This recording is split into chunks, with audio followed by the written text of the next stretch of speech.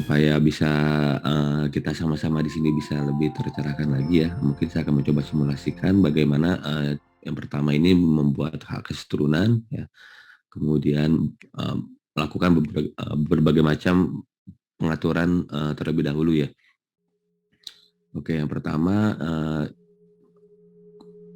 Bapak Ibu nanti bisa menggunakan login ya, menggunakan bagi pengelola hak akses bisa menggunakan hak akses yang telah kami kirimkan ya melalui email. Di sini mungkin saya akan ambil contoh.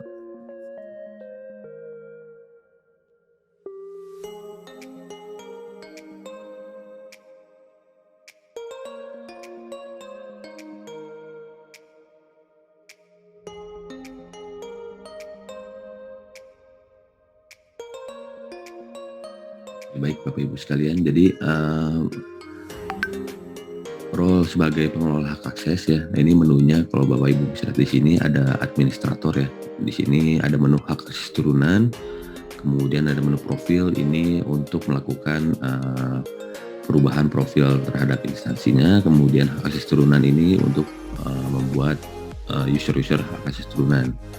Kemudian di sini juga ada menu pemrosesan perizinan ya. Jadi nanti bagian pemrosesan perizinannya akan kita lakukan di menu ini.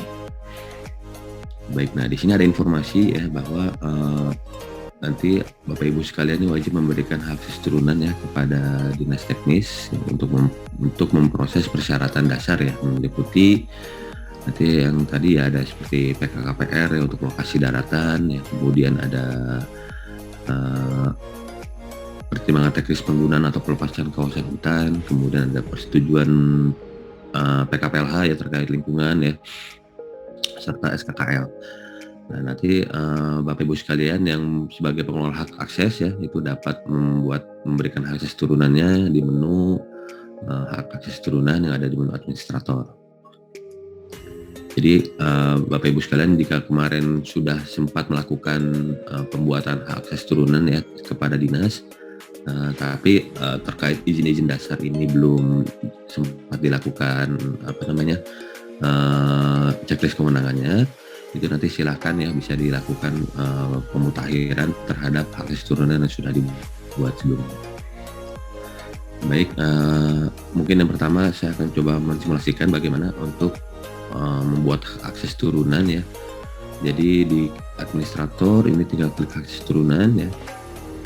Oke, jadi nanti seperti Bapak Ibu lihat di sini ada daftar ya. Kalau misalkan Bapak Ibu pertama kali login, di sini bisa terlihat daftar user-user yang sudah terdaftar sebelumnya di OSS 1.1 ya.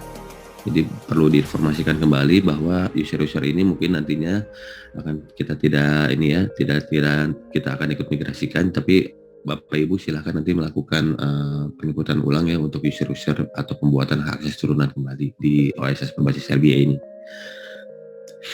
Oke, yang kemudian yang kedua adalah kita langsung ya coba membuat user hak akses turunan. Ini dengan cara mengklik tombol tambah data di sini. Nah, baik, nanti ada Bapak Ibu akan dihadapkan nih dengan formulir tambah hak akses turunan. Nah, di sini ada pilihan unit kerjanya ya. Di sini ada unit perizinan dan DPMPTSP ya. Kemudian ada unit pengawasan. Kemudian ada OPD-nya untuk perizinan serta ada OPD untuk pengawasan. Dan kemudian yang terakhir adalah unit pengolahan data. Nah, kalau terkait perizinan dan pemrosesan perizinan, mungkin saya mohon izin untuk membuat contoh user turunan itu sebagai organisasi perangkat daerah ya atau OPD. Ini nama unitnya silahkan diketik ya, misalkan saya ambil contoh di sini dinas. Oke, kemudian di sini ada pilihan sektornya. Ini silahkan nanti ya di checklist sesuai dengan sektor yang akan diberikan kepada hak akses turunan tersebut. Saya ambil contoh di sini sebagai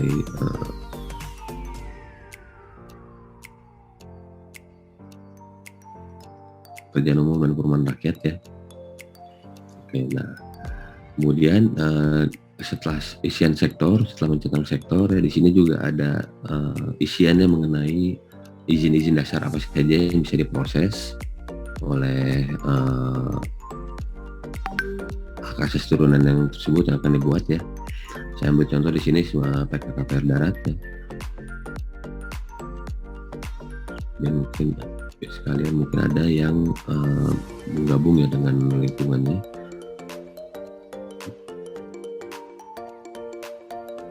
Oke, kemudian di sini NIK ya, nomor induk pendudukan, yang silakan diisi.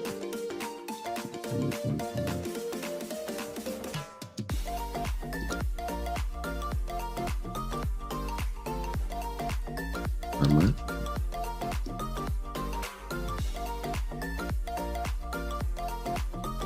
dan tanggal lahir, serta kemudian jabatan,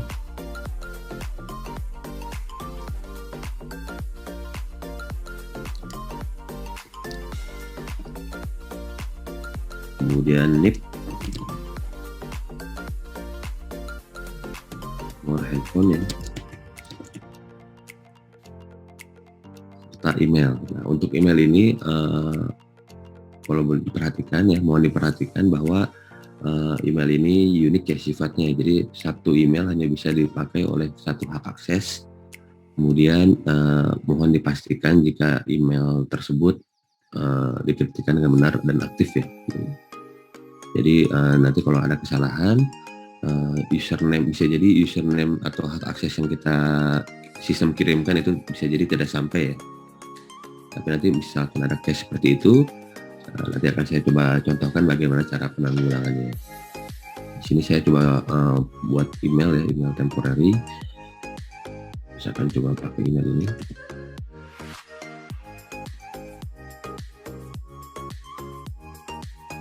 Oke, di sini ada notifikasi ya, berhasil username masih dibuat. Nah ini tadi username yang hak akses turunan ya, sebagai organisasi perangkat daerah untuk perizinan ya. Nama unitnya Dinas Tata Ruang, kemudian ada NIK-nya serta ada kontaknya. Nah, ketika sudah berhasil membuat hak akses turunan, nanti silahkan bisa dicek ya emailnya. Nanti sistem akses akan memberikan ini contoh email yang masuk ya, seperti ini, hak akses sistem OSS.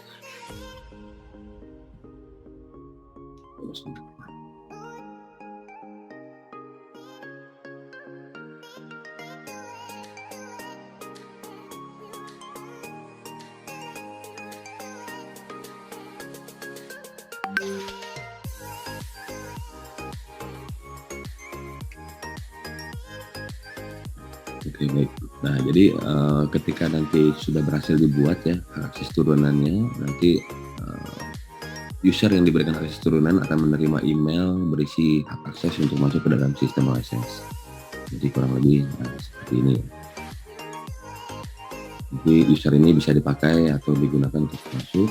Kemudian tadi bisa memproses sesuai dengan sektor, dan jadi kalau ada pilihan izin dasar yang memang di kewenangannya user tersebut, itu bisa dilakukan pemrosesan. Kurang lebih seperti itu ya untuk melakukan pembuatan hak akses turunan. Nah, kemudian bagaimana case jika setelah dibuat ternyata emailnya tidak masuk gitu. Jadi bisa dipastikan terlebih dahulu bahwa alamat email yang diketikkan itu sudah benar ya. Nanti bisa dilakukan edit terhadap data-data ini. Nah, ini mohon dipastikan emailnya sudah sesuai, data-datanya sudah sesuai. Jika memang dirasa sudah sesuai dan ternyata belum masuk ya, dicoba kembali untuk ini kirim ulang email untuk aksesnya. Ini bisa kita kirim lagi ya.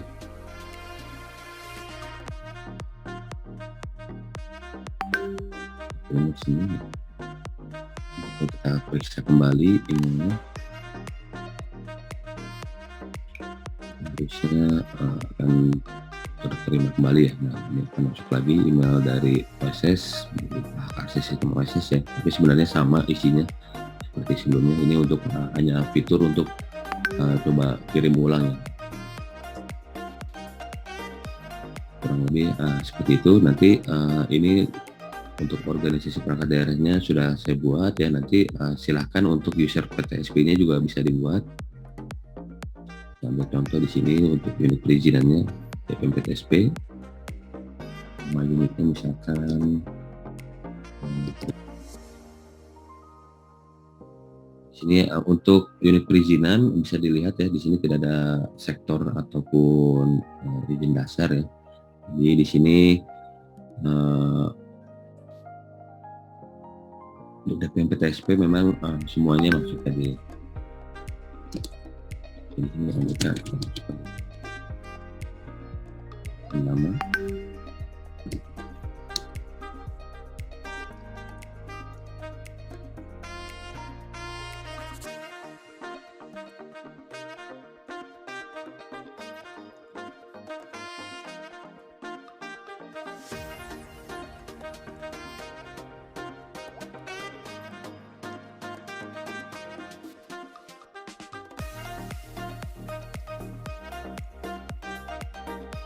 Satu lagi mungkin sebentar saya coba buat temporary ini.